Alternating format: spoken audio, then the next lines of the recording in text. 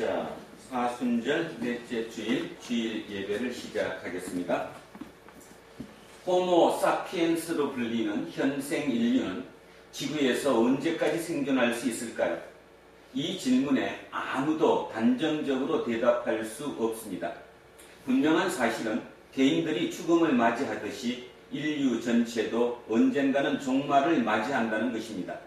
두렵고 떨리는 마음으로 오늘의 삶을 소중하게 여기며 살아야겠습니다. 창조와 종말의 하나님께 영과 진리로 예배드리겠습니다. 찬양하라 내 영혼아, 찬양하라 내 영혼아, 온 마음과 정성 다하여 주 찬양하라.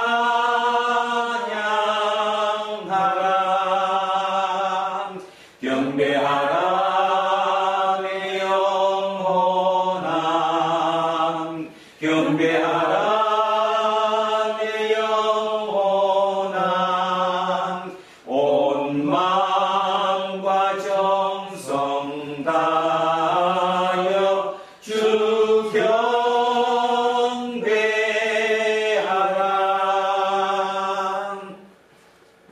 세상을 말씀으로 창조하시고 지금도 사랑과 권능으로 통치하시는 우리 주 하나님, 하나의 믿음과 하나의 희망과 하나의 사랑 안에서 하나의 공동체를 이루고 살아가는 형제와 자매들이 이 세상에서의 바쁜 일상을 일체에 접어두고 한 마음으로 하나님께 예배를 드립니다.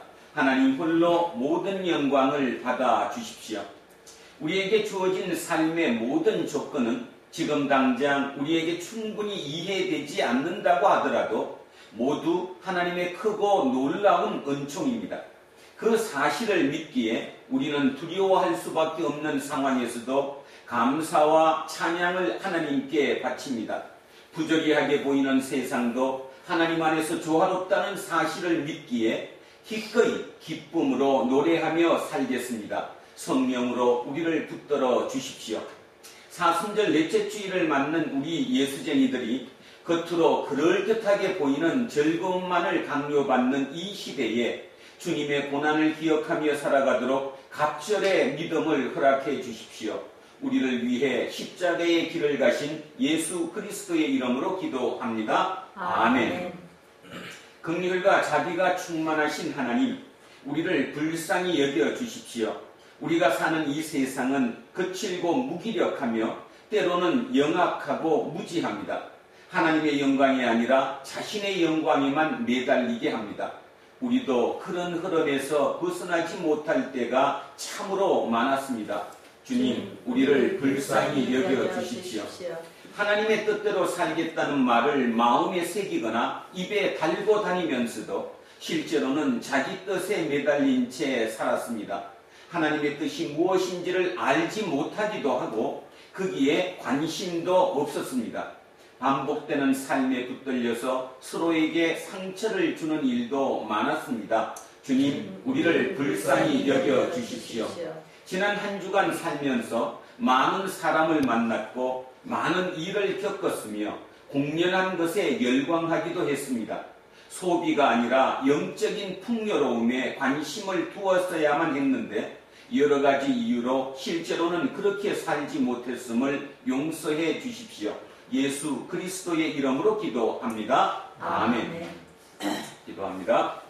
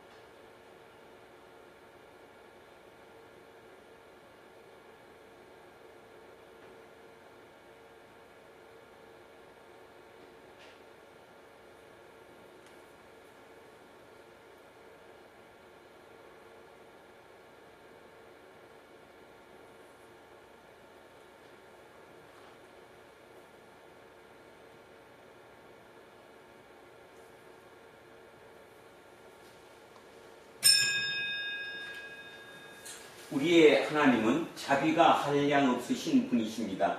그 자비는 우리의 그 어떤 잘못도 용서 못할 일이 없습니다.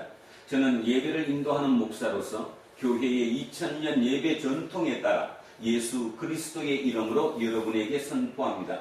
여러분이 지금 아는 모든 죄는 용서받았습니다. 기뻐하십시오. 그리고 이웃의 잘못도 같은 마음으로 용서하십시오. 아멘. 찬송가 84장 찬양하겠습니다. 84장입니다.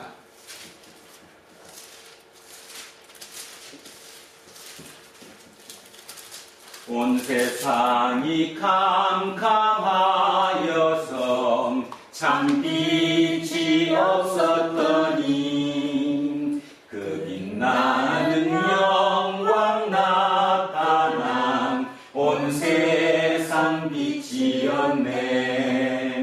영광 영광의 주 영광 영광의 주 밝은 그 빛 내겐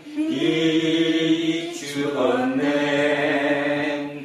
영광 영광의 주 영광 영광의 주 이 세상에 빛은 오직 주 예수님.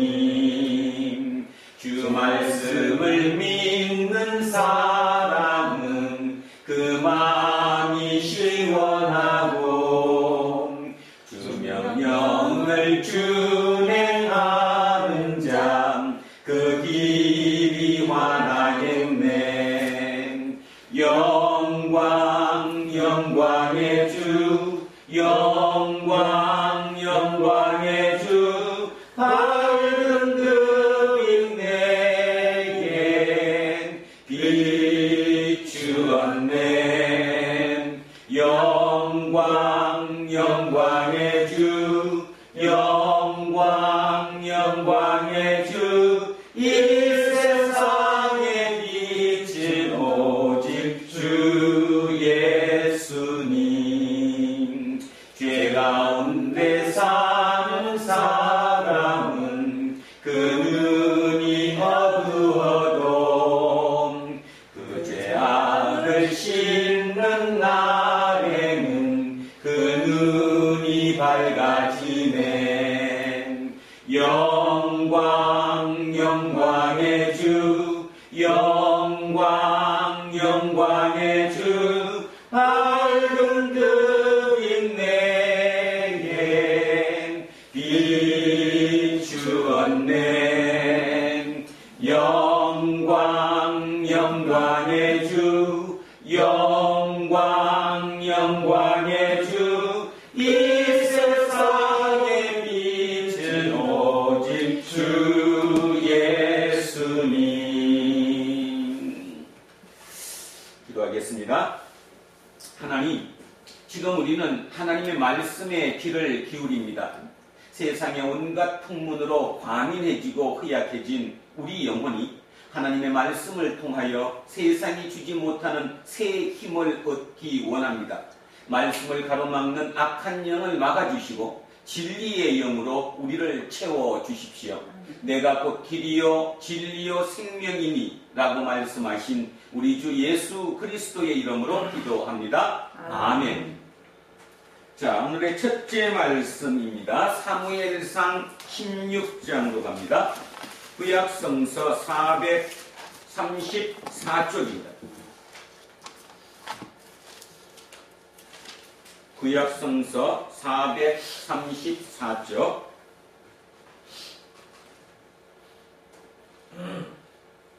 사무엘상 16장 1절부터 13절까지 말씀입니다. 자, 찾으셨으면 천천히 한 목소리로 합독하십니다. 여호와께서 사무엘에게 이르시되 내가 이미 사울을 버려 이스라엘 왕이 되지 못하게 하였거늘 내가 그를 위하여 언제까지 슬퍼하겠느냐. 너는 뿔에 기름을 채워가지고 가라. 내가 너를 베들레헴 사람 이새에게로 보내리니 이는 내가 그의 아들 중에서 한 왕을 보았으니라 하시는지라.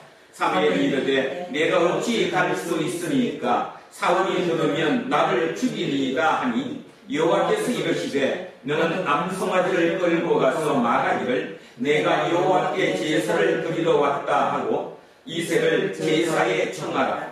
내가 내게 행하는 일을 가르치리니 내가 내게 알게 하는 자에게 나를 위하여 기름을 부을지니라. 사무엘이 여호와의 말씀대로 행하여 베들레헴에 이르매 성읍 장로들이 떨며 그를 영접하여 이르되 평강을 위하여 오시나이다.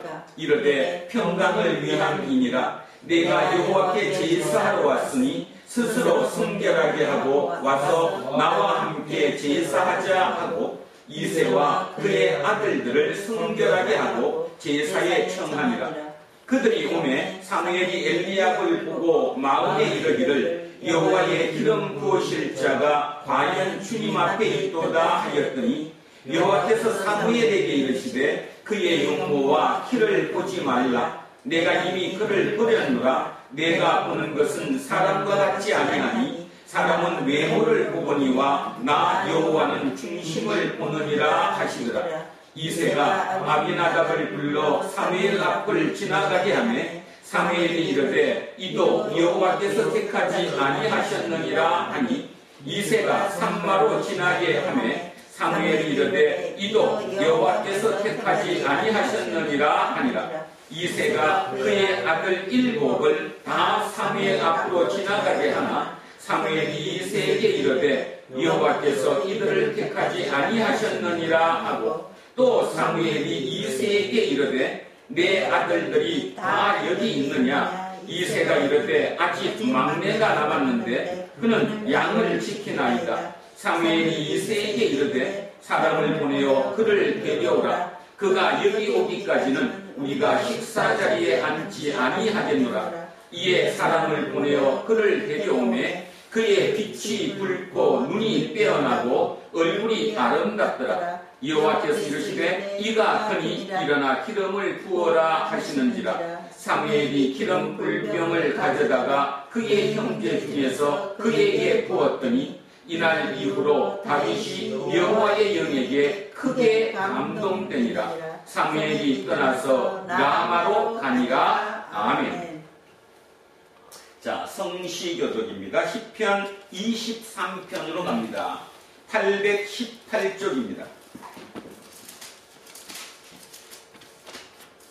구약성서 818쪽 시편 23편 말씀입니다. 자, 시작합니다. 여호와는 나의 목자시니 내게 부족함이 없으리로다. 그가 나를 푸른 풀밭에 누이시며 쉴만한 물가로 인도하시는도다. 내 영혼을 소생시키시고 자기 이름을 위하여 의의 길로 인도하시는도다. 내가 사망의 음침한 골짜기로 다닐지라도 해를 두려워하지 않을 것은 주께서 나와 함께 하심이라. 주의 지팡이와 막대기가 나를 안위하시나이다. 주께서 내 원수의 목전에서 내게 상을 차려주시고 기름을 내 머리에 부으셨으니 내 잠이 넘치나이다. 내 평생의 선하심과 인자하심이 반드시 나를 따르리니 내가 여호와의 집에 영원히 살리로다. 아멘. 자, 둘째 말씀입니다. 에베소서로 갑니다. 신약성서 315쪽입니다. 신약성서 315쪽 에베소서 5장 8절로 14절까지 말씀입니다. 315쪽 에베소서 5장 8절에서 14절입니다. 자, 시작합니다. 너희가 전에는 어둠이더니 이제는 주 안에서 빛이라. 빛의 자녀들처럼 행하라. 빛의 열매는 모든 착함과 의로움과 진실함에 있느니라. 주를 기쁘시게 할 것이 무엇인가 시험하여 보라. 너희는 열매 없는 어둠의 일에 참여하지 말고 도리어 책망하라. 그들이 은밀히 행하는 것들은 말하기도 부끄러운 것들이라. 그러나 책망을 받는 모든 것은 빛으로 말미암아 드러나나니 드러나는 것마다 빛이니라. 그러므로 이러시기를 잠자는 자여 깨어서 죽은 자들 가운데서 일어나라. 그리스도께서 너희에게 비추이시리라 하셨느니라. 아멘. 자, 셋째 말씀 요한복음으로 갑니다. 162쪽입니다. 162쪽 요한복음 9장 35절로 41절 말씀입니다. 162쪽 요한복음 9장 35절부터 41절입니다. 시작합니다. 예수께서 그들이 그 사람을 쫓아냈다 하는 말을 들으셨더니 그를 만나사 이르시되 내가 인자를 믿느냐? 대답하여 이르시되 주여 그가 누구시오니까 내가 믿고자 하나이다. 예수께서 이르시되 내가 그를 보았거니와 지금 너와 말하는 자가 그이니라. 이르되 주여 내가 믿나이다 하고 절하는지라. 예수께서 이르시되 내가 심판하러 이 세상에 왔으니 보지 못하는 자들은 보게 하고 보는 자들은 맹인이 되게 하려 함이라 하시니 바리새인 중에 예수와 함께 있던 자들이 이 말씀을 듣고 이르되 우리도 맹인인가? 예수께서 이르시되 너희가 맹인이 되었더라면 죄가 없으려니와 본다고 하니 너희 죄가 그대로 있느니라. 아멘. 자, 오늘 주신 말씀입니다. 누가복음 11장 1절로 4절 말씀입니다. 111쪽에 있습니다. 누가복음 11장 1절에서 4절입니다. 자, 천천히 오늘 주신 말씀 듣겠습니다.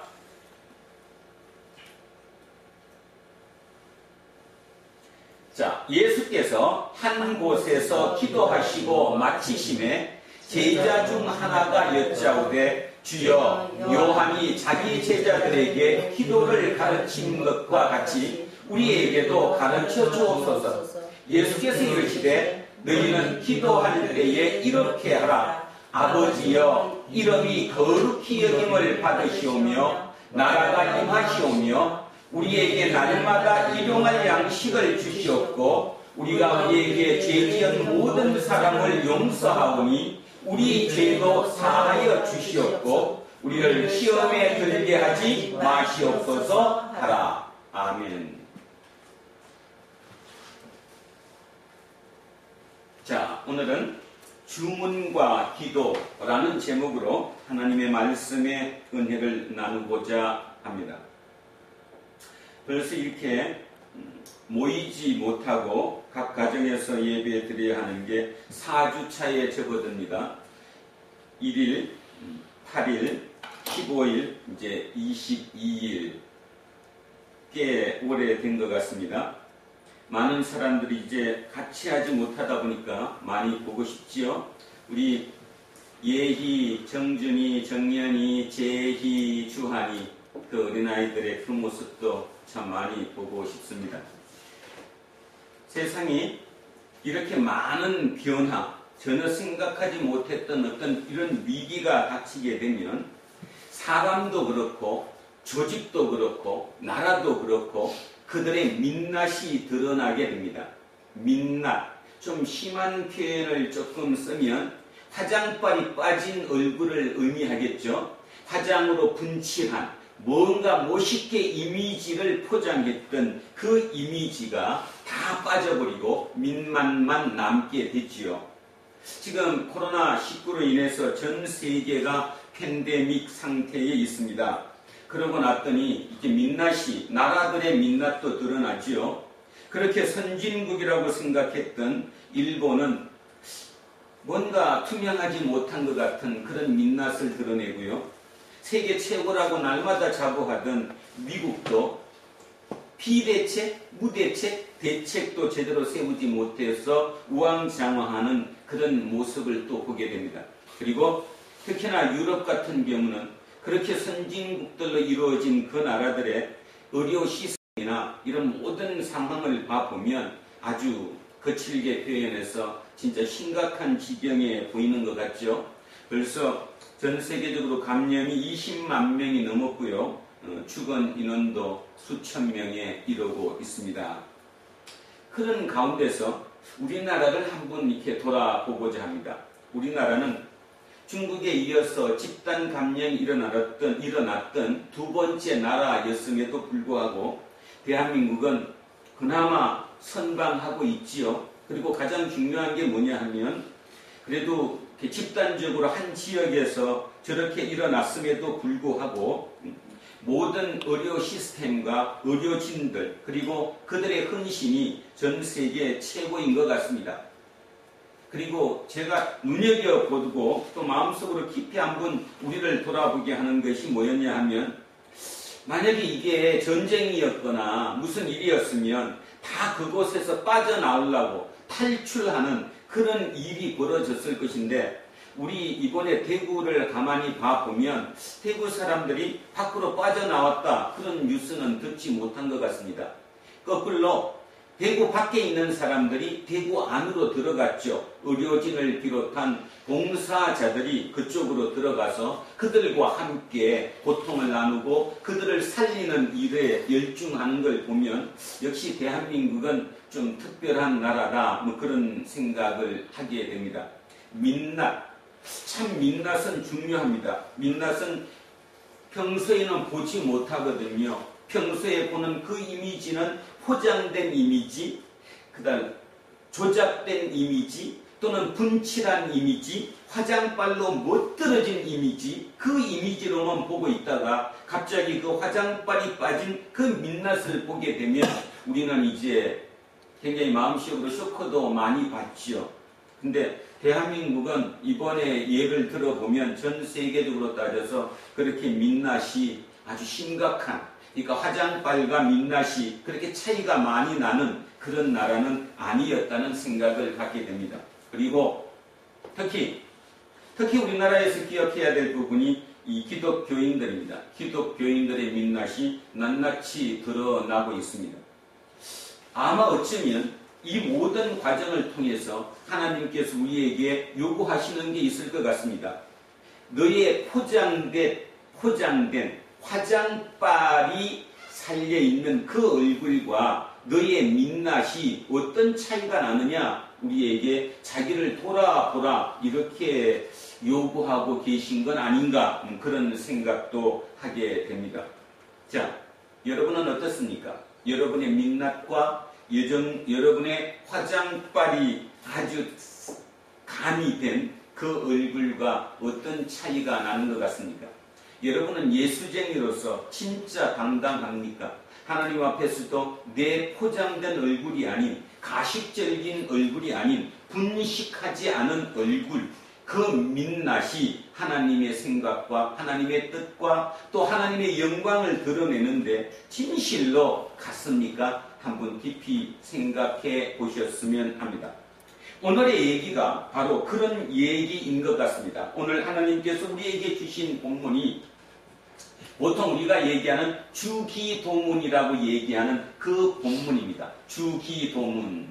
그래서 제가 주기도문 네 글자를 둘로 나눠봤습니다. 주기도문의 앞에 주자와 뒤에 마지막에 문자를 빼면 주문이죠. 가운데 기도가 남습니다. 주문과 기도 어떻게 틀릴까?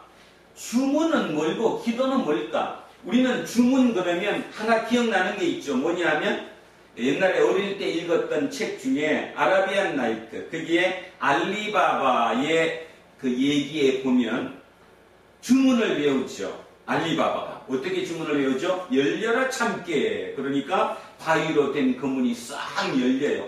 닫혀라 참깨. 그러면 싹 닫히죠. 이런 것을 주문이라고 얘기합니다.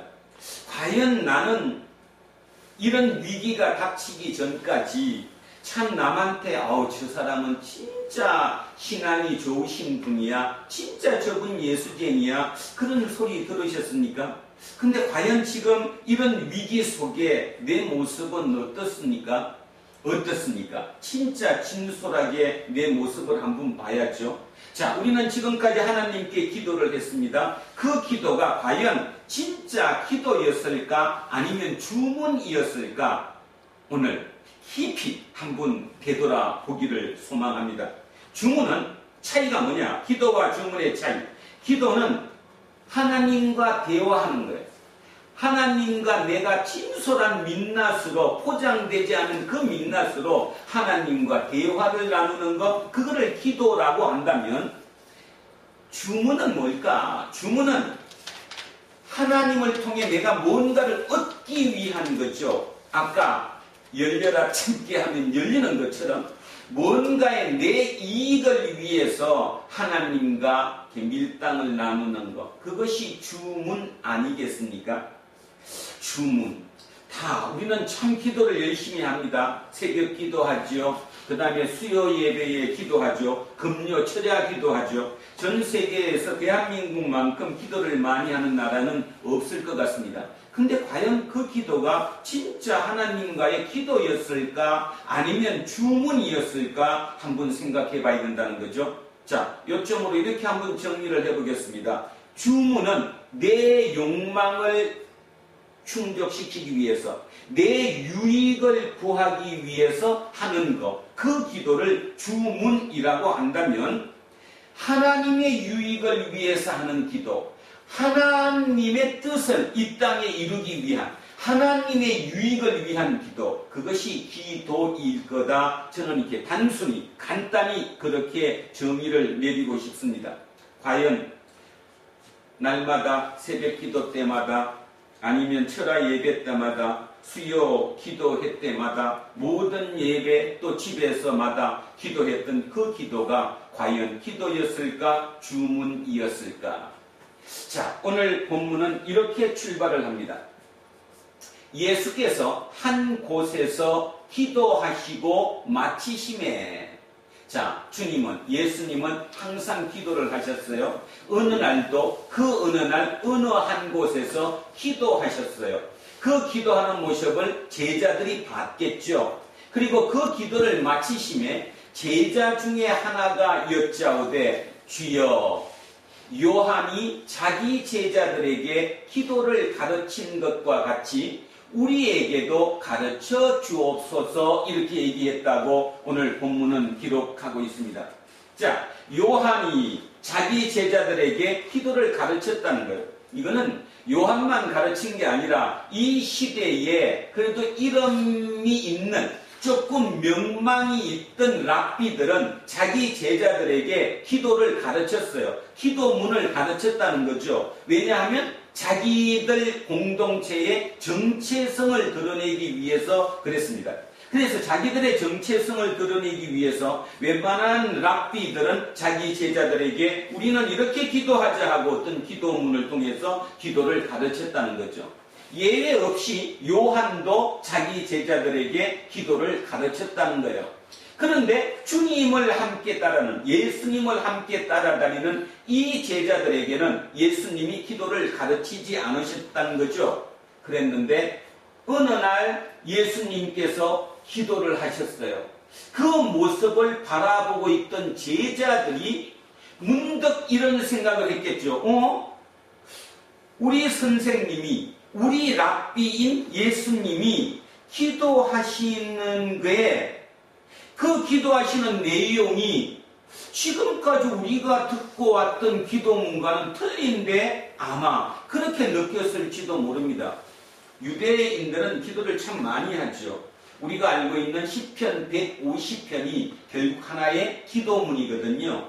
기도문과 다름없어요. 시편 150편이 기도문입니다. 이럴 정도로 기도를 끊임없이 반복을 했었는데, 자, 어느 날 제자들은 당연히 그것에 길들여져 있었는데, 그것이 기도라고 생각했었는데, 어느 날 자기의 선생님이신 예수님께서 기도하시는 모습을 가만히 보다가 그 기도의 내용을 들어봤더니 지금까지 자기들이 기도라고 생각했던 내용과는 많이 어떤 틀린 점을 발견했을 수도 있다, 이런 얘기입니다. 그리고 두 번째는 이 당시를 다시 돌아가 보면, 지금으로부터 2000년 전에 예루살렘으로 돌아가 보면 요한의 세력과 예수님의 세력이 굉장히 이렇게 비등비등했습니다. 그러니까 실제적으로 따지면 우리는 당연히 예수님의 세력이 그 세력이 요한의 세력보다 더 셌을 것이다 이렇게 생각하지만 실제 그 당시로 돌아가면 예수님의 세력보다 요한의 세력이 더 셌어요. 그러니까 인기도로 따지면 요한이 인기가 더 많았다 그런 뜻입니다. 아마 그런 면도 작용했겠지요. 왜냐하면 예수님을 따라다니는 이 제자들이 우리의 공동체의 정체성은 무엇입니까? 요한도 자기 제자들에게는 이렇게 기도하라고 가르쳤는데 자기의 정체성을 드러냈는데 우리의 정체성은 무엇입니까? 우리도 그런 거를 가집시다. 이런 얘기를 했을 것이라고 추측합니다. 자, 그래서 1절을 다시 한번 읽습니다. 예수께서 한 곳에서 기도하시고 마치심에 제자 중에 하나가 여짜오되 주여 요한이 자기 제자들에게 기도를 가르친 것 같이 우리에게도 가르쳐 주옵소서. 자, 그랬더니 예수님께서 이렇게 말씀하십니다. 예수께서 이러시되 너희는 기도할 때에 이렇게 하라. 자, 기도를 가르쳐 줬어요. 첫 번째, 아버지여. 자, 기도를 할 때 기도의 대상이 있어야 되잖아요. 기도를 하려면 누구한테 이렇게 기도의 대상이 있어야 되잖아요. 그 기도의 대상이 당연히 누구였어야 되죠? 이들 입장에서는 누구예요? 이들 입장에서 기도의 대상이 누구예요? 하나님이잖아. 하나님. 그 하나님을 그 당시는 뭐라고 불렀죠? 하나님을 뭐라고 불렀죠? 여호와 또는 야훼 하나님. 그죠? 그 하나님을 불러야 되는데 뭐라고 부르라고 가르쳤냐 하면 아버지여 이렇게 부르라는 거예요. 기도할 때. 내가 기도하는 대상이 아버지여라는 거죠. 아주 중요한 얘기인데 여러분은 이 얘기를 그냥 그런가 보다 이렇게 듣고 넘기시지만 자, 질문합니다. 예수님이 왜 돌아가셨어요? 십자가에 왜 못 박히셨어요? 우리 죄를 대신해서. 반역 선도. 무슨 죄예요? 쉽게 얘기하면 신성 모독죄잖아요. 신성 모독죄예요. 예수님이 잡히신 거는 신성 모독죄거든요. 그러면 신성을 모독했다. 무엇 때문에? 예수님이 어떻게 해서 신성을 모독했어요? 바로 예수님이 하나님을 뭐라고 불렀기 때문이에요? 아버지라고 불렀기 때문이에요. 감히 하나님을. 자, 여러분, 유대인들은 하나님을 야훼라고 불렀어요. 근데 그 야훼를 글씨로 쓸 때는 여호와 또는 야훼 이렇게 썼지만 그 이름을 적어도 이 더러운 내 입으로 부를 수 없다고 그래서 글씨로 쓰기는 야훼라고 써놓고 읽기는 뭐라고 읽었나 하면 기억 안 나죠? 뭐라고 읽었는지 아도나이라고 읽었습니다. 아도나이. 다시 얘기합니다. 글씨는 여호와 또는 야훼인데 그들은 그 글씨를 감히 그 거룩하신 그 하나님의 그 이름을 내 이 더러운 입으로 부를 수 없다고 그래서 아도나이라고 읽었어요. 그 말의 의미는 뭐냐? 아도나이는 주님 이런 뜻입니다. 주님이라고 읽었다는 거예요. 쓰기는 야훼라고 써놓고 읽기는 아도나이로 읽었어요. 이럴 정도로 하나님은 저 먼 곳에 계신 분이에요. 먼 곳에 계신 분. 그러니까 나는 하나님한테 잘 보여야 돼요? 안 잘 보여야 돼요? 잘 보여야 돼. 하나님한테 잘못 보이면 나는 망가는 거예요. 내가 병들고 내가 못 살고 내가 받은 거 이거 다 하나님의 저주이거든요. 내가 하나님께 잘 못 보였기 때문에 저주받은 것이다 라고 생각했단 말입니다. 그런데 예수님은 제자들에게 뭐라고 기도하라고 가르쳤냐 하면 아버지여 부르라고 가르쳤어요. 대단히 쇼킹하죠. 깊이 한번 생각해 보십시오. 진짜 쇼킹하죠. 예수님 본인이 하나님을 야훼를 다른 말로 적어도 이 더러운 입으로는 부를 수도 없는 그 이름, 그래서 아도나이라고 불렀던 그 대상을 아버지라고 부른 거예요. 유대인 입장에서는 말도 안 되는 거죠. 신성 모독 중에 모독인 거죠. 결국 예수님이 십자가에 못 박히게 된 가장 근본적인 원인은 하나님을 아버지라고 불렀기 때문입니다. 그런데 그분이 자기 제자들에게도 뭐라고 가르치냐면 아버지여라고 부르라는 거예요. 뭐가 문제입니까? 내가 신성모독으로 죽어도 너네들도 나를 따라 죽을 각오를 해라, 이런 뜻이잖아요. 자, 아버지여. 우리는 이 호칭에 과연 지금 우리는 이 아버지를 어떻게 부르고 있는가를 깊이 한번 생각해 봐야 합니다. 2000년이 지난 대한민국의 예수쟁이들이 하나님 아버지여라고 부르고 있는 이 아버지여가 도대체 어떤 뜻인지. 자, 아버지여. 굉장히 가까운 뜻이죠. 저 멀리 있던 하나님을 내 가까이, 내 아버지로 친근감 있게 가까이 모신 그 표현, 그 아버지. 그런데 우리 누가복음에서는 그냥 아버지여 이렇게 얘기했는데 마태복음은 요 앞에 말이 하나 더 들어갔죠. 뭐라고 들어갔습니까? 하늘에 계신 우리 아버지라고. 하늘에 계신이라는 말이 요 앞에 들어갔습니다. 그래서 우리는 생각하죠. 아, 하나님은 하늘에 계시구나. 자, 이때 이 하늘이 우리가 지금 얘기하는 저 하늘, 이 밖에 있는 저 하늘, 저 하늘일까 뭘까? 하늘에 계신 아버지 할 때 그 하늘이라는 말의 의미는 무슨 뜻인가 하면요, 시간과 공간을 초월하는 곳이란 뜻이에요. 시간과 공간을 초월하는 곳, 초월하시는 분, 그 분을 표현할 때 초월하시는 하나님 이렇게 표현할 수 없으니까 그 초월을 하늘이라고 표현하는 거거든요. 그러니까 혹여라도 하늘에 계신 우리 아버지, 그러니까 아버지가 지금도 저 하늘 어디인가는 계실 거다, 이렇게 추상하지 말으시라, 그런 뜻입니다. 하늘이라는 표현의 자체는 무슨 뜻이냐 하면 시간과 공간을 초월하는, 그 초월하는 그 하나님, 그 하나님을 우리가 부를 때 하늘에 계신 우리 아버지라고 이렇게 표현한다는 거예요. 그러니까 결론은 뭔 말이냐? 이 아버지는 내 육적인 아버지처럼 내 옆에 바로 있는 그 아버지가 아니고, 이 아버지는 나를 초월하는, 우리와는 다른 존재로 살아계시는, 쉽게 해서 3차원의 존재가 아니라 4차원 그 이상의 그 존재로 사시는 그분을 하늘 아버지라고 부른다, 그 말이죠.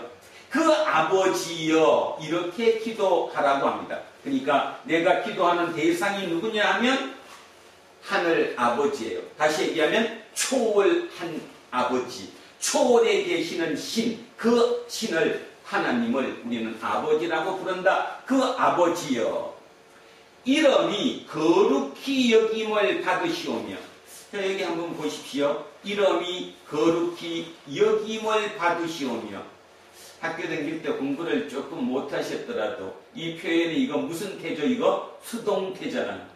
수동태. 자, 아버지의 이름이 거룩히 여김을 받으셔야 돼요. 수동태예요. 능동태가 아니라 수동태. 그러면 뒤에 영어로 따지면 by. 누구에 의해서 이렇게 받아야 되느냐, 이 문제가 되잖아요.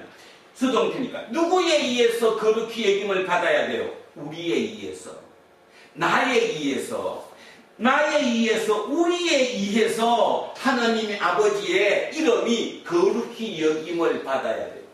자, 여기서 이제 거룩히 여김을 받는다. 누구의 일을 통해서? 나를 통해서.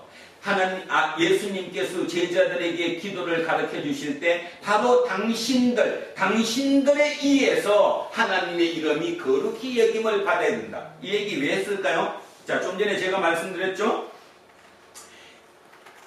하나님은 야훼인데 그 야훼를 글씨로는 야훼라 써놓고 도저히 내 입으로는 그 이름을 부를 수 없으니까 아도나이라고 불렀다라고 제가 말씀드렸어요. 그게 바로 뭐냐? 거룩입니다. 거룩이라는 말은 뭔가 하면 구별된다는 뜻이에요. 구별된다. 우리와는 같은 분이 아니시다는 거죠. 완벽히 구별된다라는 겁니다. 그 구별되는 분. 그런데 유대인들은 입으로는 구별을 했는데 행실로는 구별을 안 했잖아요.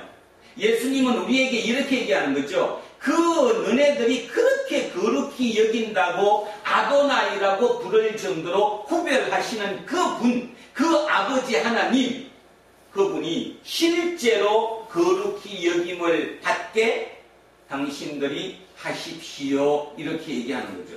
우리에게 얘기하는 거예요. 여러분의 삶이, 여러분의 삶으로, 여러분의 입술이 아니라 여러분의 삶으로 누구를? 하나님을 뭐하게? 거룩하게 만들어 드려라. 이 지점에서 우리는 과연 내 삶을 통해서 하나님 아버지를 거룩히 여기게 만들기 위한 그 거룩함이었는가? 아니면 하나님 아버지의 힘을 입어서 내가 영광을 얻고 내 뜻이 이루어지고 내 욕심이 충족되는 것이었는가? 한 번쯤 생각해 보셔야 될 지점입니다. 자, 그래서 여기까지 다시 하면 아버지여, 자, 아버지여, 이 표현은 대단한 표현이라고 얘기했죠. 아버지라고 부른 그것에 의해서 신성모독죄로 예수님께서 십자가를 지셨습니다. 근데 그 예수님이 제자들에게도 아버지여라고 부르며 그 대상에게 기도하라고 말씀하십니다. 그리고 두 번째는 그 아버지의 이름이 거룩히 여김을 받게 살아라. 네 삶을 통해서 이 아버지가 거룩하게 구별될 수 있는 그 삶을 살아다오. 그래서 내가 기도를 할 때 내 삶이 아버지를 거룩히 여기는 삶을 살겠습니다. 이렇게 해달라는 거죠. 자, 그러면서 제일 중요한 얘기합니다. 아버지의 나라가 임하옵시며, 나라가 임하옵시며, 이 지점에서 이 나라가 임하옵시며, 이 지점에서 예수님의 기도가 다른 랍비들, 다른 사람들의 기도와 차이가 팍 나는 거죠. 자, 예수님의 기도는 하나님의 나라가 임하옵시며, 하나님의 나라가 나에게 임하옵시며, 이렇게 기도하라고 얘기합니다. 하나님의 나라. 그럼 이제 이것도 오해할 수 있죠. 자, 나라. 나라의 구성 요소, 국가를 구성하는 요소가 세 가지가 있는데요. 그 첫 번째가 주권이고요. 두 번째가 국민이고요. 세 번째가 영토입니다. 나라가 되려면 세 가지가 조건이 충족돼야 돼요. 다시 한 번 더 하면 주권과 그 다음에 국민과 영토, 이 세 가지를 합쳐서 국가의 구성 3요소라고 얘기합니다. 그러니까 하나님의 나라 그러면 자, 세 가지. 첫째, 주권이 누구에게 있느냐? 두 번째, 국민이, 백성이 누구냐? 세 번째, 영토는 어디에 있느냐? 이걸 따져야 된다라는 거지요. 그런데 우리는 종종, 아니 아주 많은 경우 이 하나님의 나라를 딱 들으면 영토를 생각합니다. 이 땅의 나라처럼 대한민국 하면 여러분은 뭐가 떠오릅니까? 대한민국 하면 대한민국 한반도야. 한반도. 그죠? 이 한반도 땅, 영토를 대한민국이라고 느끼는 것처럼 하나님의 나라 그러면 어떤 영토. 그래서 어떻게 따지느냐 하면 그 영토가 여기 있는 게 아니라 내가 죽어서 갈 곳. 내가 죽으면 하나님 나라 가는데 그 영토. 그러니까 미래의 나라. 지금의 현재의 나라가 아니라 미래의 나라. 미래 내가 죽어서 가야 할 그 영토. 그것을 머릿속에 생각하는 경우가 참 많습니다. 바로 그렇게 영토적인 개념으로 생각하는 게 뭐예요? 새로운 나라. 새누리. 이 새누리를 한문식으로 표현하면 뭐가 돼요? 신천지. 신천지라는 뜻이 영토의 개념이죠. 하나님의 나라는 그런 새로운 신천지, 새누리, 새로운 땅이다. 이렇게 얘기하는 거예요. 그런데 우리는 지금 여기서 예수님이 가르쳐 주신 이 하나님의 나라가 임하옵시며 할 때 이 나라는 영토의 개념이 아니라 제일 첫 번째 있는 주권의 개념입니다. 주권의 개념이 뭐냐? 통치의 개념이에요. 누구의 통치를 받느냐 이런 뜻입니다. 자, 여러분 중국의 베이징에 가면 한국 대사관이 있습니다. 분명히 영토적으로 한국 대사관이 한반도 땅에 있지 않고 중국의 베이징이라고 하는 그곳에 한국 대사관이 있어요. 그런데 그 한국 대사관에 있는 한국 대사, 그 한국의 대사는 대한민국 사람이에요? 중국 사람이에요? 한국 사람. 한국 사람이에요. 그리고 그 대한민국 대사관은 중국에 있다고 해서 시진핑의 명령을 받습니까? 아니면 문재인 대통령의 통치를 받습니까? 누구의 통치를 받습니까? 문 대통령. 그렇죠. 문 대통령의 통치를 받죠. 시진핑의 통치를 받지 않죠. 중국의 땅에 있다고 해도 그 지역만큼은 통치가, 그러니까 주권이 대한민국의 주권이 임하는 곳이기 때문에 그곳은 대한민국이라는 거예요. 한국이라는 나라라는 거예요. 이런 개념으로 하나님의 나라라는 것은 하나님의 통치를 받는 거예요. 여러분 각자가 나는 하나님의 통치를 받는다. 그러면 그것이 하나님의 나라예요. 이 땅에 살지만, 다시 얘기하면 중국 땅에 있지만 한국의 대통령의 통치를 받는 한국 대사관은 대한민국입니다. 나라가 대한민국이지 중국이 아니라는 거예요. 똑같이 이 세상에 사는 우리조차도 하나님의 통치를 받으면, 주권이 하나님에게 있으면 우리는 하나님의 나라를 사는 거죠. 예수님은 이렇게 말씀하시는 거예요. 그 하나님의 나라가 임하게 해달라고 기도하라는 거죠. 하나님의 나라가 임한다. 하나님의 통치가 나에게 임한다. 그러니까 내가 세상을 살아가는 모든 기초가 되는 토대가 그건 누구다? 하나님이라는 거예요. 그 하나님의 통치를 내가 받겠다. 그게 하나님의 나라가 임하는 거죠. 이 부분이 바로 다른 사람들의 기도와 예수님의 기도의 결정적인 차이입니다.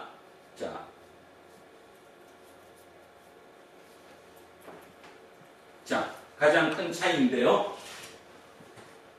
이 차이를 알기 위해서 아까 1절에서 뭐라고 그랬냐면 예수님의 제자들이 우리의 기도를 가르쳐달라고, 우리의 정체성이 무엇인가를 요한하고 틀리다는 걸 알게 하기 위해서 우리에게도 가르쳐달라 이렇게 말씀하셨더랬습니다. 그래서 예수님은 하나님의 나라가 임하게 하시며 이렇게 하라고 그랬어요.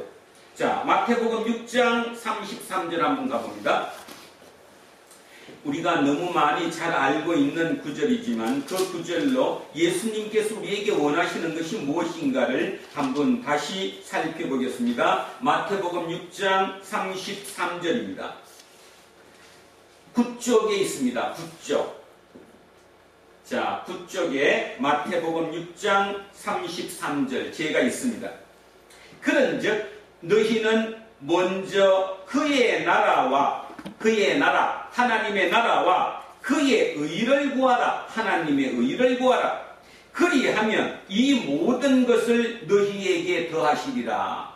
그러면 이 모든 것이 뭘까? 자, 위로 올라갑니다.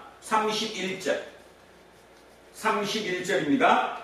그러므로 염려하여 이르기를 무엇을 먹을까? 무엇을 마실까? 무엇을 입을까? 하지 말라. 무엇을 먹을까? 무엇을 마실까? 무엇을 입을까? 하지 말라.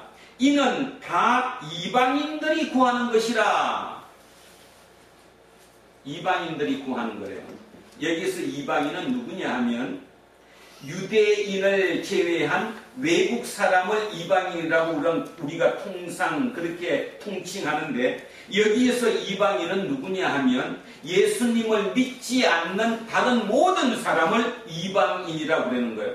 그러니까 예수님을 믿는 예수님의 공동체 사람들은 어떻게 기도를 해야 된다고요? 뭐를 구해야 된다고요? 좀 전에 했잖아요. 하나님의 나라와 그의 의를 구하는 게 우리의 기도라는 거예요. 그러나 이방인들, 다시 얘기하면 예수님을 믿지 않는, 예수님이 아닌 다른 공동체의 모든 사람들은 무엇을 기도하느냐 하면 무엇을 먹을까, 무엇을 입을까, 무엇을 마실까, 이것을 기도한다는 거죠. 그게 결국 이 기도의 차이점이에요. 자, 예수님의 기도는 무엇을 먹을까, 무엇을 마실까, 무엇을 입을까, 쉽게 말해서 이 땅에서 어떻게 살까 하는 그 기도를 하는 것이 아니고 하나님의 나라와 하나님의 의를 구하는 그 기도를 해야 되는 건데, 예수님을 제외한 나머지 모든 랍비들 또는 모든 사람들의 기도는 뭐냐 하면 무엇을 먹을까, 무엇을 마실까, 무엇을 입을까, 이 기도라는 거지요. 우리는 어떤 기도를 합니까? 어떻게 먹고 살지? 어떻게 돈을 벌어야 되지? 그래서 내 가족을 어떻게 먹여 살려야 할지? 이런 기도에 돼 있는 그 기도. 그 기도는 제가 오늘 설교 제목으로 잡았던 일종의 주문이죠. 그것은 주문이라는 거예요. 그런데 기도는 뭐냐? 그럼 기도는 하나님의 나라를 구하는 거예요. 하나님의 통치를 구하는 거예요. 하나님의 의를, 정의를 내가 구하는 거예요. 그거 구하는 것이 내 기도예요. 그러면 뭐라고 얘기했어요? 나머지 저들이 구하고 있는 무엇을 먹을까, 무엇을 마실까, 무엇을 입을까는 그것은 내가 다 책임져 준다. 예수님은 지금 우리에게 그 기도를 가르쳐 주는 거죠. 그것이 바로 기도라는 거죠. 기도는 예수님과, 다시 말해 하나님과 대화를 나누는 거예요. 어떻게 하면 내가 하나님의 나라를 이 땅에 만들지? 어떻게 하면 내가 하나님의 통치를 받아서 하나님의 영광, 그 이름을 거룩하게 드러내게 할 수 있지? 또 하나님의 정의를 이 땅에서 내가 어떻게 드러내야 하지? 이런 기도가 우리의 기도여야 한다는 거죠. 나머지 먹고 사는 이 모든 기도, 달리 얘기해서 예수 공동체가 아닌 나머지 이방 공동체들이 기도하는 무엇을 먹고 살까, 입고 살까, 어떻게 살까는 그 기도는 너네들은 하지 말라, 이런 뜻이잖아요. 그런데 쉬지 않고 우리는 예수쟁이이면서도 불구하고, 다시 얘기하면 예수 공동체에 소속된 사람임에도 불구하고 우리 기도 또한 무엇을 먹을까, 무엇을 입을까, 무엇을 마실까, 어떻게 해야지, 이 기도에 매여 있다는 것입니다. 그 기도에 매여 있다가 보니까 은혜의 강 교회처럼 그런 사태가 일어날 수밖에 없지요. 혹시라도 이런 이유 때문에 교회에 가서 예배를 드리지 않으면 하나님이 혹시 나를 미워하지 않을까? 하나님이 나를 혹시 저주하지 않을까? 그럼 내가 먹고 사는 모든 면제에 너무너무 힘들어질 거 아니야? 그러니까 어떻게든 가서 뭐 알코올을 뿌리든 뭐를 뿌리든 가서 그래도 예배 드리는 게 옳지 않을까? 그것은 일종의 주문일 수 있다는 것입니다. 깊이 한번 생각해 보시기 바랍니다. 예수님이 그 위험한 때 자기의 제자들, 진짜 삶이 불편하고 고단한 그들에게 기도를 가르쳐 주면서 자기 공동체의 정체성을 드러냅니다. 자, 여기까지 다시 복습하면 첫 번째 그 대상은 뭐라고 부르라고요? 아버지라고 부르라고 얘기했습니다. 아버지라고 부르래요. 두 번째는 뭘 하라고 했냐면 그 아버지의 이름을 거룩히 여김을 받을 수 있게 하라는 거예요. 그러니까 날마다 기도하면서 내가 어떻게 하면 내 삶으로 내 아버지의 이름을 드러낼 수 있지? 거룩하게 구별할 수 있지? 딴 신과 우리 아버지를 구별할 수 있지? 자, 이게 거룩이죠. 그 거룩하게 여김을 받게 할 것인가? 그 다음에 하나님의 나라를 임하옵시며 나는 끝까지 하나님의 통치를 받겠다는 거죠. 사단의 통치를 받지 않겠다는 겁니다. 순간순간마다 내가 하나님의 통치를 받겠다는 것, 그 기도를 하라라고 얘기하고 있습니다. 이 하나님을 구하는 이것, 하나님을 구하고 하나님의 나라를 구하고 하나님의 의를 구하는 이 기도, 이것이 예수 공동체의 기도였다는 것입니다. 그러면 정리를 다시 하면 예수 공동체를 제외한 나머지 공동체의 기도는 뭐였다고요? 그들은 이방인의 기도였는데 먹고 사는 기도를 했다는 것입니다. 어떻게 무엇을 입을까? 무엇을 마실까? 무엇을 먹을까? 이 기도를 했다는 거예요. 예수 공동체는 그 기도 하지 말라라는 거지요. 그 기도는 일종의 주문일 뿐이라는 것이에요. 주문이다. 네가 진짜 하나님을 믿는다면 모든 것을 하나님께 맡겨라. 신뢰하라. 지금 이 코로나 사태로 많은 사람이 죽어가고 많은 사람이 불편한 중에 있고 특히 하층민들일수록 이 고통 속에 그냥 팽개쳐 있습니다. 너무너무 어렵죠. 그러니까 가만히 생각해보면 어떻게 하나님이 저럴 수 있지? 그러실지 모르지만 우리의 생각으로는 그게 부조리하게 보일지 모르지만 하나님의 크신 그 뜻, 그 섭리 안에는 그게 분명히 무슨 뜻인가가 있다는 것이지요. 저는 개인적으로 그렇게 생각합니다. 지금 이 코로나 이 사태로 인해서 우리가 쉽게 말해서 예수쟁이가 진짜 하나님의 의를 이 땅에 드러낼 수 있는, 더불어 같이 살 수 있는 그 기회를 다시 한번 만들어낼 수 있는 분기점이 되지 않을까, 계기가 되지 않을까, 아마 그게 또 하나님의 뜻이 아닐까. 우리는 그 뜻을 끝없이 쫓아야 된다는 것입니다. 자, 그래서 여기까지는 하나님에 대한 기도를 알려줬습니다. 이게 우리의 토대입니다. 우리 삶의 토대는 하나님이라는 거예요. 그 하나님이 누구냐? 내 아버지라는 거예요. 그러니까 절대적으로 신뢰하라는 거예요. 아버지를 눈치 보지 말라는 거죠. 왜 아버지를 눈치 봐? 너 아버지가 진짜 아버지 맞으면 눈치 볼 필요 없다는 거죠. 어떻게 하든지 내 아버지를 더 영광되게 만드는 거, 아버지를 더 영광되고 거룩하게 만드는 거, 그것이 내 일이지. 내 무엇인가 내 유익을 위해서, 또는 내가 조금 더 편안한 내 욕망을 위해서 아버지를 이용해서 아버지를 눈치 보면서 살면 안 된다. 그 얘기 아니겠어요? 진짜로 하나님을 믿어라. 그것이 두 번째까지 2절에까지 가르쳐줬던 하나님의 내 삶의 토대를 얘기했습니다.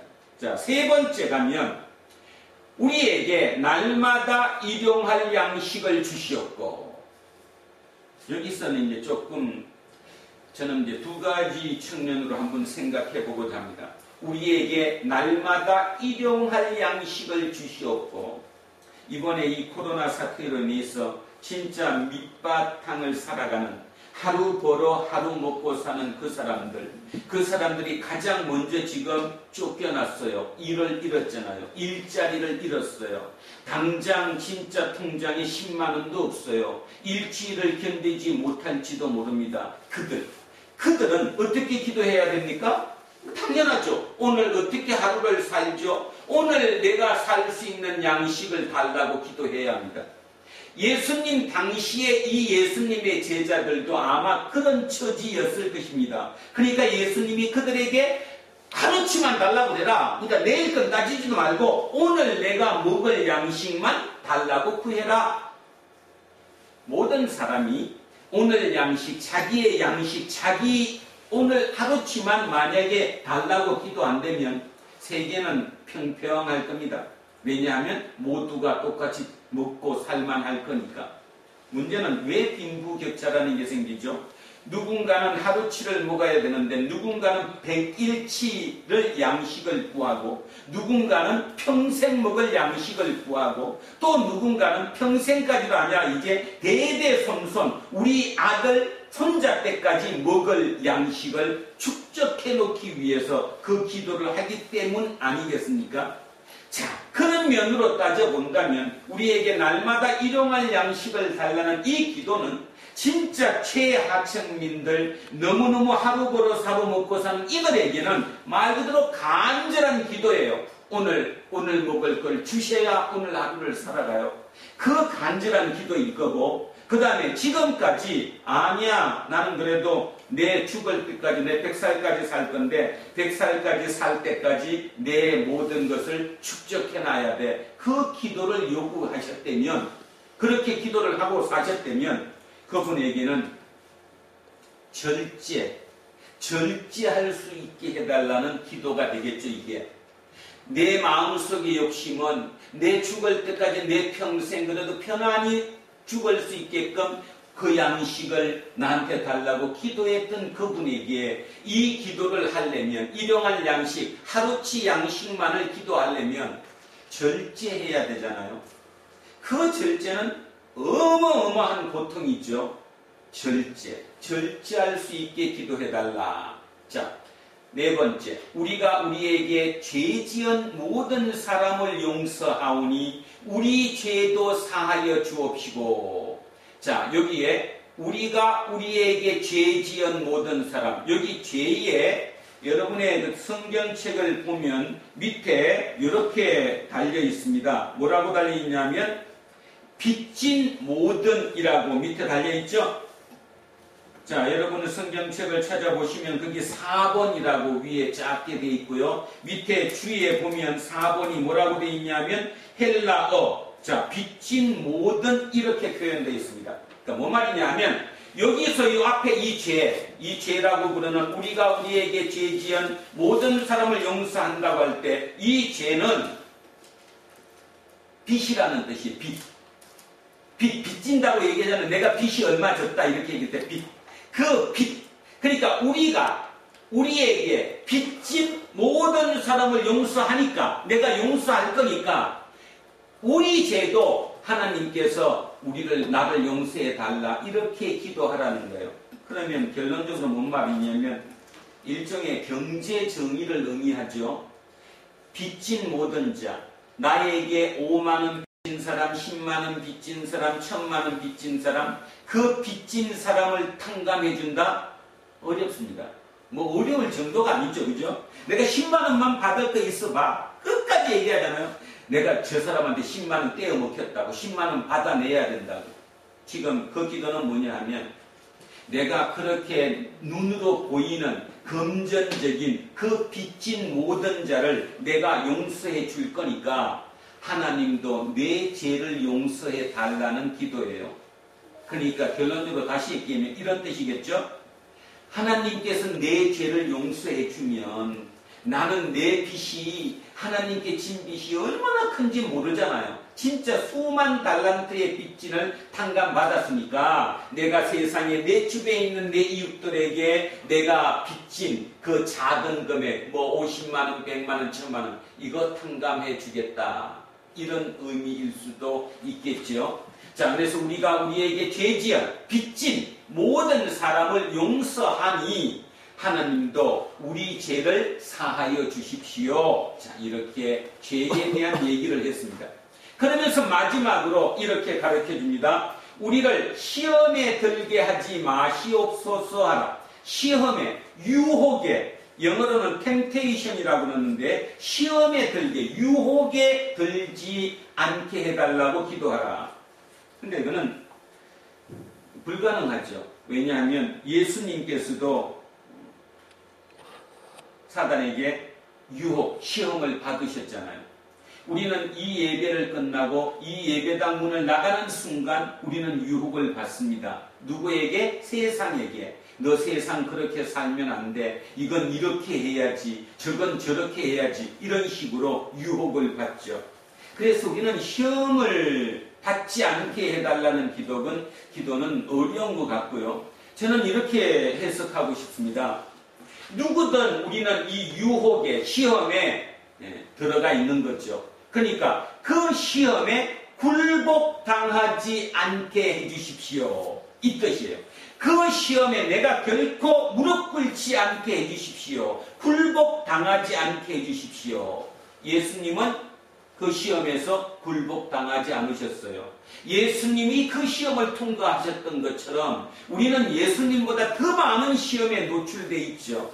엄청난 시험에 노출되어 있는데 그 시험에 결코 우리가 굴복당하지 않게 해주십시오. 이런 기도를 하라. 이거를 주님이 우리에게 가르쳐 주신 기도라고 얘기합니다. 그래서 결론을 정리하면 이렇습니다. 주님께서 우리에게 가르쳐 주신 기도는 결국 우리 삶의 토대고 우리 삶의 내용이에요. 우리 삶의 토대는 뭐냐? 하나님. 그 다음에 하나님의 이름을 거룩히 여김을 받게 만드는 것. 그 다음에 하나님의 나라를 오게 하는 것. 하나님의 통치를 받는 것이다 이 말이죠. 우리가 구해야 할 것은 하나님의 나라와 그의 의, 정의를 구하는 게 우리 몫이지 그게 우리의 기도가 되어야 되지 이방인들이 구하는 것처럼 무엇을 먹을까, 무엇을 마실까, 무엇을 입을까 이걸 위해서 기도하지 말라. 여러분 이 얘기를 들으면서도 말이 안 된다고 생각하시죠? 그래도 내가 구해야 할 거는 내 먹고 살 거, 우리 자녀들 어떻게 하면 더 잘 살까? 그런 거 먹고 사는 기도 아닙니까? 그러나 예수님은 지금 그렇게 전혀 말씀하지 않으십니다. 너네들이 기도할 것은 그 너네들의 삶의 토대는 하나님이라는 거예요. 하나님 이름과 하나님의 나라, 그 하나님의 통치를 받는 거다. 그 하나님의 나라를 끝없이 구해라. 하나님의 정의를 끝까지 구해라. 그러면 다른 사람들이 기도하는, 다른 공동체 사람들이 기도하는 먹고 사는 그 기도는 내가 해결해 주겠노라. 근데 우리는 그 내가 해결해 주겠노라 여기에 자신이 없는 거죠. 진짜야? 혹시 아닌 거 아니야? 이런 의심이 들죠. 두 번째는 설사 해주신다고 하더라도 요만큼만 해주시는 거 아니야? 내가 원하는 거는 내 죽고 평생 이 땅을 떠날 때까지 편하게 사는 그 몫을 내가 원하는데 하나님은 요만큼만 주시는 거 아니야? 이거죠. 어쩌면 그것이 불신입니다.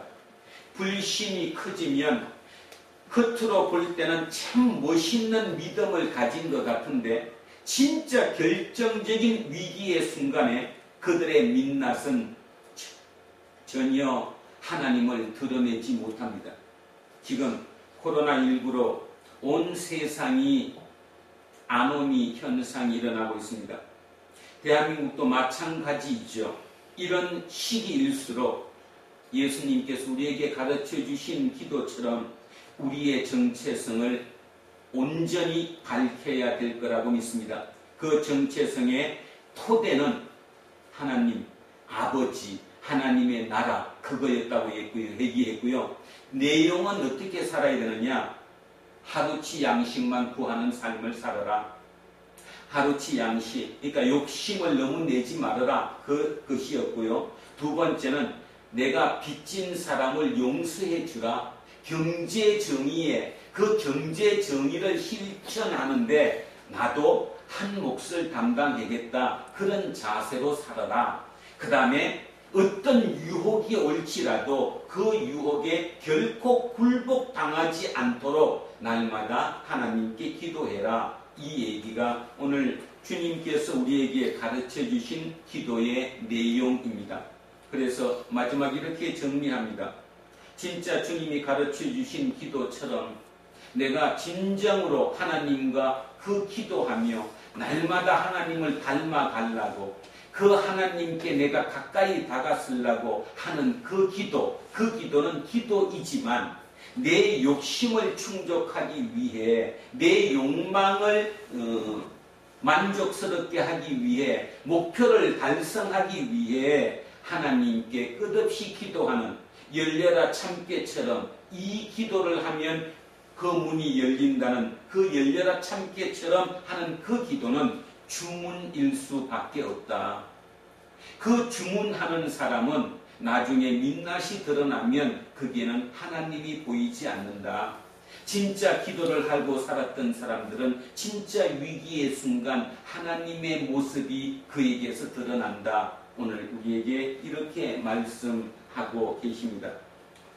불암내 공동체 모든 식구 여러분들, 벌써 그 4주에 가깝게 얼굴을 맞대고 예배 드리지는 못하지만 이렇게 영상으로 예배 드릴 수 있음도 감사하고 감격해야 하며 또한 진짜 진정과 진심으로 진짜 온 마음을 다해서 함께 예배 드렸었으면 합니다.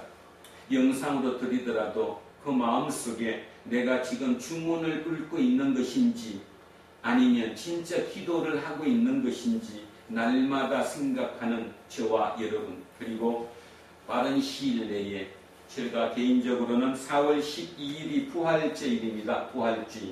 부활절은 우리 다 같이 모여서 주님의 부활을 기념하는, 또 주님께 예배 드릴 수 있는 기회가 왔으면 좋겠다. 그렇게 개인적으로 소망합니다.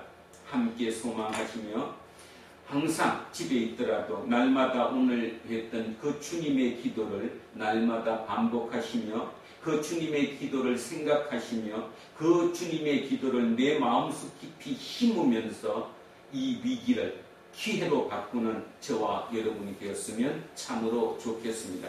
마지막으로 프란치스코 교황은 날마다 밤 잠자리에 드시기 전에 오늘 이 주님이 가르쳐 주신 이 기도를 4번씩 하시고 주무신다고 합니다. 그분께서 주문 외우시는 거겠습니까? 아니면 진짜 교황의 위치에 있지만 적어도 4번 정도를 내가 반복해서 새기면서 잠들어야지만이 또 그 이튿날 그 하나님의 나라, 하나님의 일, 하나님의 나라를 내가 추구하면서 살기 위해서 그렇게 하시지 않겠습니까? 우리 또한 날마다 아침에 일어나서 또는 잠자기 전에 아니면 기분이 나빠서 뭔가 딱 앞에 벽이 부딪혔을 때 이 주님이 가르쳐 주신 이 기도와 함께 하나님께 기도하며 살아갈 수 있는 저와 여러분이 되시기를 주의 이름으로 축원드립니다. 아멘. 기도하겠습니다. 하나님, 오늘 주님께서 주님의 제자들이 주님께 요구했던 것처럼 요한의 공동체도 기도를 가르쳐 줬는데 우리도 기도를 가르쳐 주십시오. 다시 얘기하면 우리 공동체의 정체성을 드러낼 수 있는 기도를 가르쳐 주십시오 했습니다. 주님께서는 우리에게 그렇게 가르쳐 주셨습니다. 아버지라고 하라. 그 아버지께 기도하라. 두 번째는 그 아버지의 이름을 거룩히 여길 수 있게끔 네 삶으로 그분을 거룩하게 해라. 너 모든 삶은 세상에 먹고 사는 문제에 대한 기도가 아니라 하나님의 통치, 하나님의 임재, 하나님의 나라를 구하고 그 나라에서 하나님의 의를 드러내는 그 구하는 기도를 하라. 그러면 너가 원하는 먹고 사는 모든 문제는 내가 책임져 주겠노라. 그게 주님의 뜻이었습니다. 그러면서 우리 삶의 내용으로 3가지를 말씀하셨습니다. 날마다 필요한 양식만 구하라. 1년치를 구하고 100년치를 구하고 대대손손 먹을 것을 구하는 그 구하는 삶이 아니라 진짜 하루치 양식을 구할 수 있는 그 삶, 그 절제된 삶을 살아라. 두 번째로는 너가 빚진 자를 용서해줘라. 경제 정의를 실천하는데 너도 한 몫을 담당하겠다는, 내가 거기에 참여하겠다는 그 마음을 기도해라. 그 다음에 마지막으로 하나님께서 우리에게 유혹에 들어가지 말라고 기도하셨습니다. 그러니까 유혹에 굴복당하지 않게 해달라고 기도하라. 이 기도가 우리 모두의 기도가 되게 하시고 그로 말미암아 이 땅에 우리의 모든 삶이 우리의 민낯으로 하나님을 드러낼 수 있게 하옵소서. 감사드립니다. 고맙습니다. 거룩하신 우리 주 예수 그리스도 이름으로 기도합니다. 아멘. 자, 찬송가 369장 찬송하겠습니다. 369장입니다. 죄짐 맡은 우리 구주 어찌 좋은 친구인지 걱정 근심 무거운 짐 우리 주께 맡기세. 주께 고함 없는 고로 복을 받지 못하네. 사람들이 어찌하여 아랠 줄을 모를까. 시험 걱정 모든 괴로움 없는 사람 누군가. 부질없이 낙심 말고 기도드려 아뢰세. 이런 진실하신 친구 찾아볼 수 있을까. 우리 약함하시오니 어찌 아니하릴까. 근심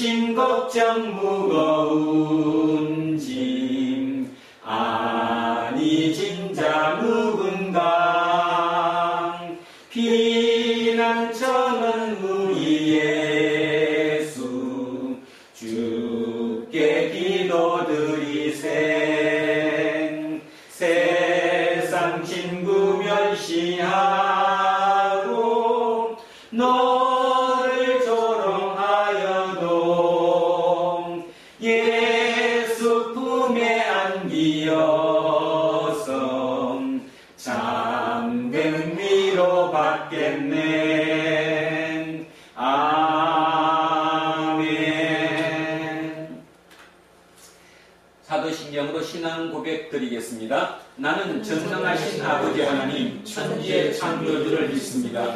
나는 그의 유일하신 아들 우리 주 예수 그리스도를 믿습니다.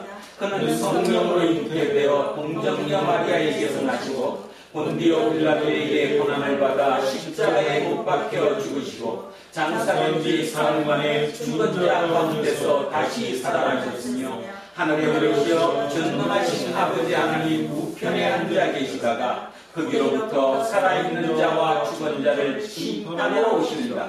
나는 성령을 믿으며 거룩한 공교회와 성도의 교제와 죄를 용서하는 것과 몸의 부활과 영생을 믿습니다. 아멘. 우리는 세상이 읽고 있는 성경이다. 우리는 세상이 원하는 신앙 고백이다. 우리는 세상이 관심 갖는 설교다. 하늘에 계신 우리 아버지의 이름을 거룩하게 하시며 아버지의 나라가 오게 하시며 아버지의 뜻이 하늘에서와 같이 땅에서도 이루어지게 하소서. 오늘 우리에게 일용할 양식을 주시고 우리가 우리에게 잘못한 사람을 용서하여 준 것 같이 우리 죄를 용서하여 주시고 우리를 시험에 빠지지 않게 하시고 악에서 구하소서. 나라와 권능과 영광이 영원히 아버지의 것입니다. 아멘. 오늘 주신 말씀에 새 힘 얻어서 세상으로 나가서 살아갈 때에 나 혼자 힘으로 늘 부족하오니 주여 나를 도우사 승리하게 하소서. 아멘. 예배는 하나님께 영광을 돌리는 거룩한 의식입니다. 예배는 그야말로 거룩한 낭비로서의 우리의 삶의 절정을 이루는 순간입니다. 이제 예배를 마쳤으니 각자 자신에게 주어진 삶의 자리에서 우리의 삶과 운명이 예수 그리스도의 심판의 직면에 있다는 사실을 기억하면서 항상 깨어 기도하며 한편으로는 두려움으로 또는 다른 한편으로는 기쁨 충만하게 살아가십시오. 이제는 우리 주 예수 그리스도의 은혜와 하나님 아버지의 영원하신 사랑과 성령님께서 함께 하시고 인도하심이 오늘도 진정 주님께서 가르쳐 주신 그 기도를 마음속에 새기며 그것을 삶의 토대로 삼고 내 삶의 내용으로 살아가기로 소원하고 다짐하는 우리 모두에게와 우리의 가정과 자녀 위에 일터와 사업체 위에 그리고 이 나라 이 민족 위에 이제로부터 영원토록 함께 하시기를 간절히 축원하옵나이다. 아멘.